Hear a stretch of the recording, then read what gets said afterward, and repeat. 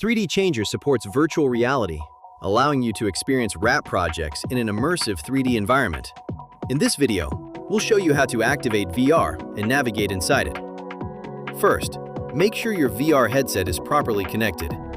Then, launch 3D Changer and select Virtual Reality from the top menu.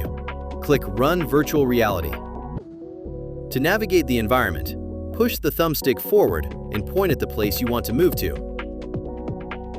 To activate the menu, press the B or Y button. Use the A or X button or the front trigger to select options.